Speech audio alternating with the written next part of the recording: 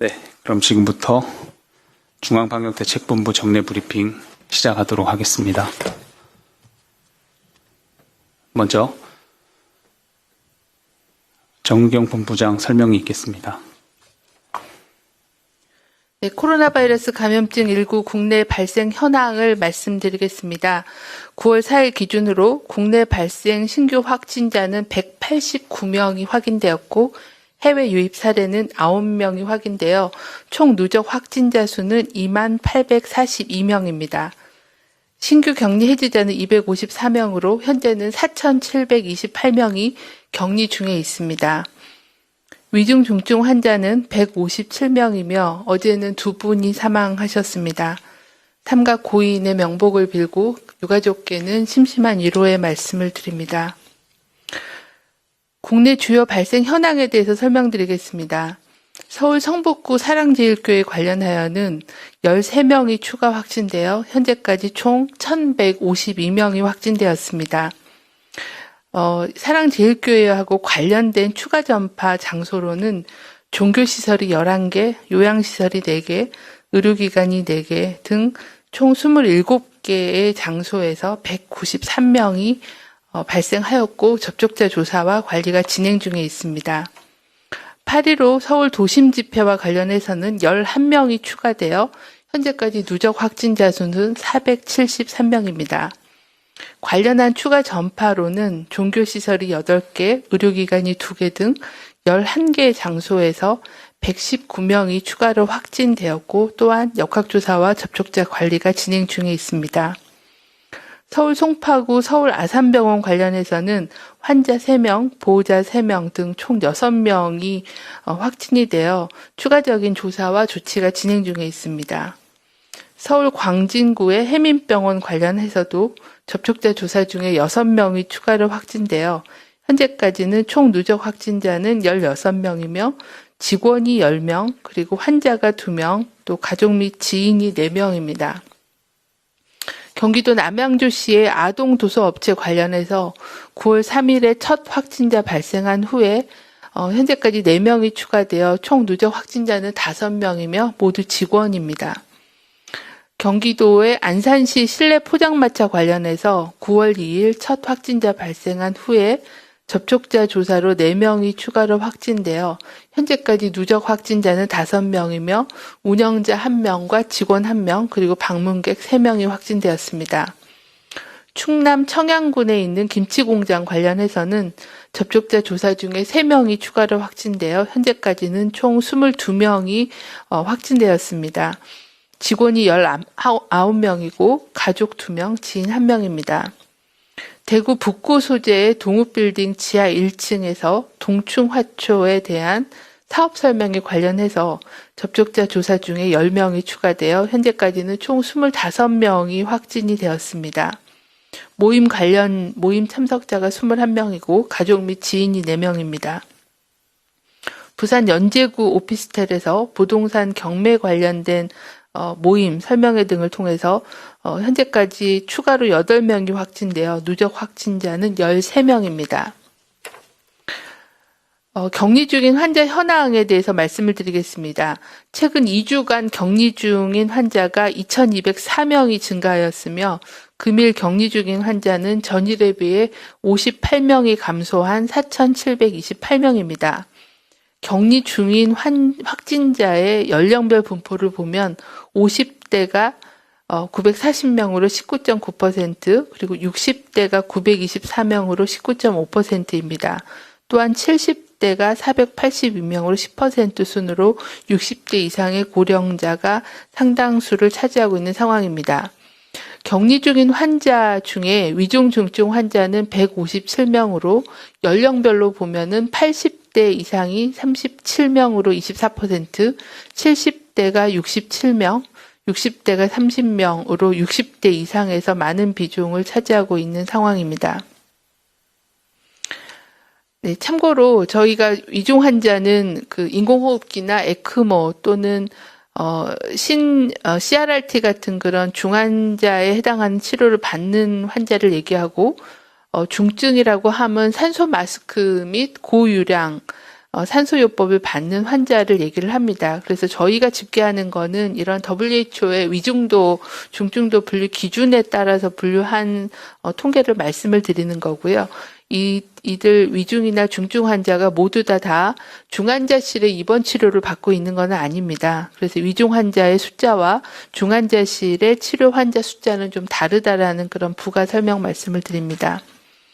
확진될 경우에 중증으로 이어질 가능성이 높은 고위험군인 고령층이나 기저질환자들은 코로나19 감염 예방을 위해서 고위험 시설 또는 고위험 모임인 방문 판매 업체에 대해서는 행사 또는 소모임 그리고 여러 가지 다단계 업체를 통해서 일어나는 부동산 투자 설명회, 가상화폐 설명회 등 각종 투자 관련 설명회나 건강 관련된 그런 제품 판매하는 그런 설명회에는 참여하지 말아 주실 것을 당부를 드립니다.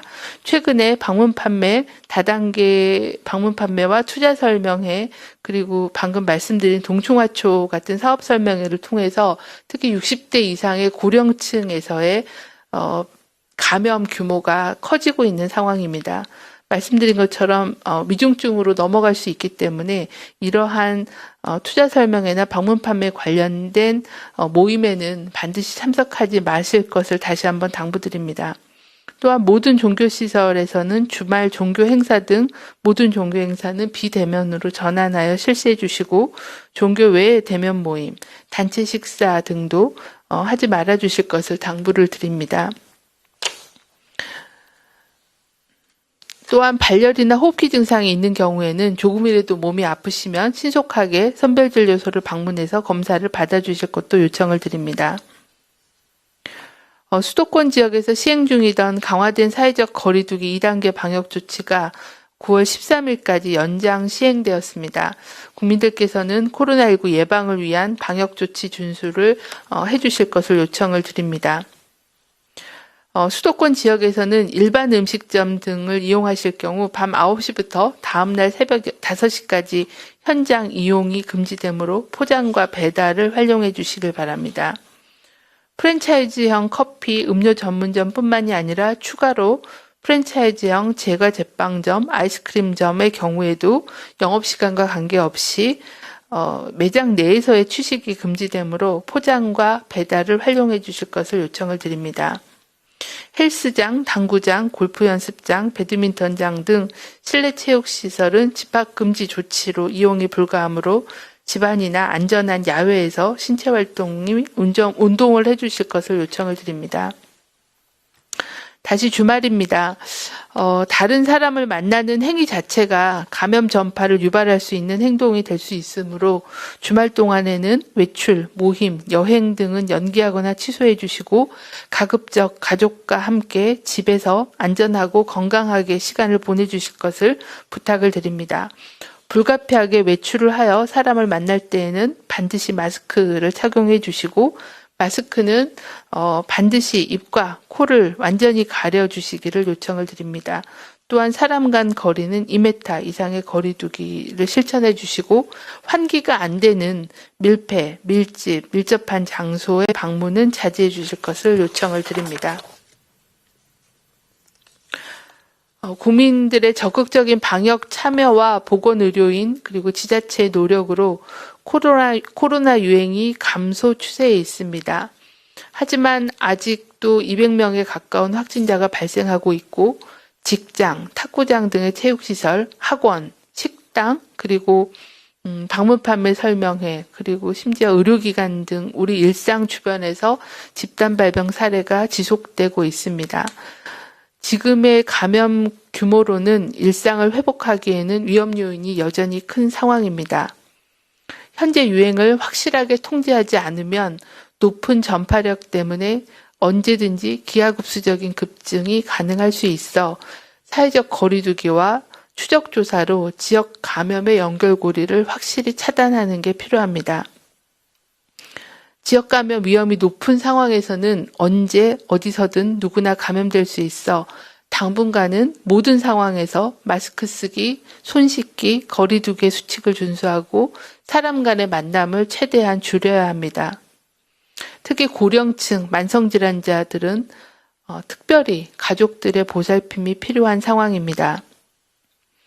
현재 우리의 건강과 일상 그리고 경제를 지키기 위해서는 방역 조치로 코로나 위험이 통제되는 게 급선무입니다. 코로나가 남의 일이 아니라 나와 가족이 감염될 수 있고 건강 문제뿐만이 아니라 우리 아이들의 학업, 청년들의 취업, 자영업자들의 생계, 나아가서 경제 문제가 우리 모두의 방역 실천에 달려 있다는 것을 잊지 말아 주시기를 부탁드립니다.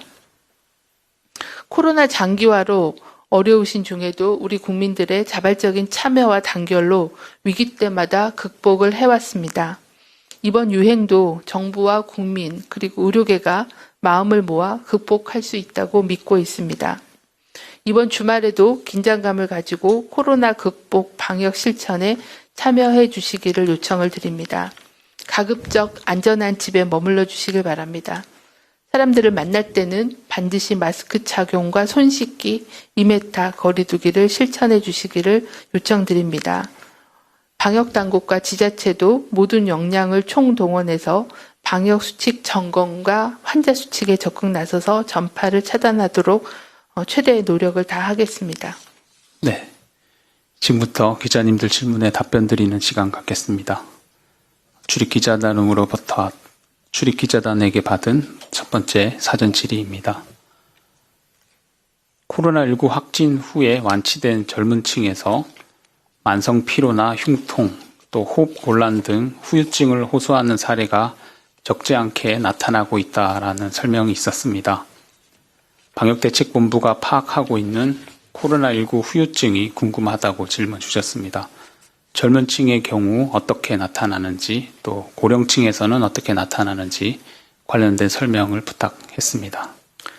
네, 현재 저희도 그 코로나19에서 격리 해제되시고 퇴원하신 환자분들에 대한 추적 조사에 대한 거를 민간 전문가들하고 합동으로 해서 연구 사업으로 진행을 하고 있습니다. 아직까지는 조사가 진행 중이어서 데이터로 말씀드리는 건 좀 시간이 걸릴 것 같습니다. 좀 더 파악되면 말씀을 드리도록 하겠습니다. 현재까지 굉장히 많은 수의 환자를 경험했던 유럽이나 미주 지역 등에서도 이러한 연구 결과들이 좀 발표가 되고 있는 상황입니다. 다양한 그 코로나의 합병증 내지는 후유증에 대한 보고가 있는 상황입니다. 특히 호흡기계 관련해서는 중증으로 폐렴이나 중증을 많이 앓았던 분들은 폐섬유화가 진행되는 것도 보고하는 바가 있습니다. 또한 심혈관계의 합병증, 후유증 관련해서도 심장 근육의 염증이라거나 심기능 저하, 부정맥과 같은 그런 심혈관계의 후유증도 보고를 하고 있는 상황입니다. 또한 신경정신계 쪽에서도 후유증 보고를 하고 있습니다. 인지력의 감소 또는 기억력 감퇴 또는 여러 가지 그 신경 근육계의 기능 부전 같은 것도 제한적으로 보고가 되고 있는 상황이고 특히 심리학적인 그런 후유증에 대한 보고도 많습니다. 장기간의 사회적 거리두기로 인한 고립 또는 격리 입원 등을 통해서 정신 건강에도 상당한 부정적인 영향을 미치는 걸로 보고가 되고 있습니다. 특히 우울증이나 아니면은 그 재난 후에 겪는 그런 스트레스 장애 같은 부분들도 보고가 되고 있어서 이 부분에 대해서도 후유증 내지는 장기적인 합병증 관련된 그런 부분들도 지속 조사해서 우리나라 데이터도 정리가 되면 말씀을 드리도록 하겠습니다. 아무래도 그 노령층이나 고령층 또는 기저질환자가 훨씬 더 심한 후유증이나 합병증을 겪을 거라고 예상을 하고 있지만 젊은 층에서도 이런 부분들이 보고가 되고 있기 때문에 경증이나 무증상으로 대부분이 완치가 되긴 하지만 이런 그 후유증이나 합병증에 대해서도 면밀하게 모니터링하고 조사를 진행을 하도록 하겠습니다. 네, 지금부터는 현장에서 보내주신 질문 답변 드리겠습니다. 조선 비지의 박진우 기자님 질문 주셨습니다. 오늘 위중증 환자 현황 중 연령별 분포는 설명했는데 혹시 기저질환자가 몇 분 계시는지 관련된 통계가 있다면 설명해 달라 하셨습니다. 네, 환자관리팀장이 좀 설명드리도록 하겠습니다.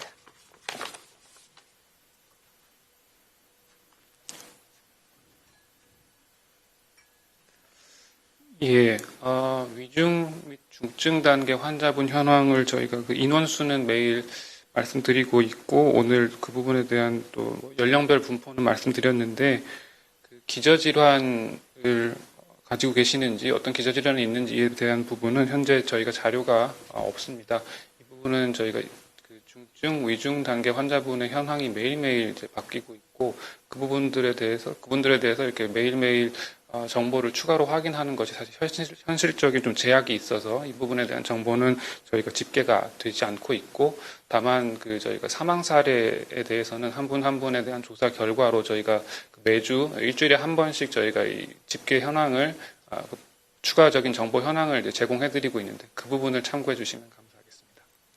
네. 다음 질문입니다. 충북방송 황정환 기자님 질문 주셨습니다. 그리고 유전자 분석과 관련돼서 뉴시스 임재희 기자님도 같이 유사한 질문 주셨습니다. 먼저 충북방송 황정환 기자님께서 광화문 집회발 바이러스 대부분이 감염력이 높은 GH형으로 알고 있다고 설명하시면서 이로 인해 전국 산발적인 집단 감염이 발생하고 있는 것으로 볼 수 있는지 궁금하다고 하셨고, 뉴시스 임재희 기자님께서는 어제 광화문 집회 참석자 염기 서열 분석 결과 GH그룹이라고 했는데 사랑제일교회도 염기 서열이 분석이 됐는지, 그리고 같은 GH그룹인데 집회 등에서 확산세가 다른 국내 집단 감염에 비해 빠르다고 보는지 궁금하다고 하셨고, 빠르다면 다른 집단 감염과 구별되는 위험 요인은 어떻게 보고 있는지 질문 주셨습니다. 네,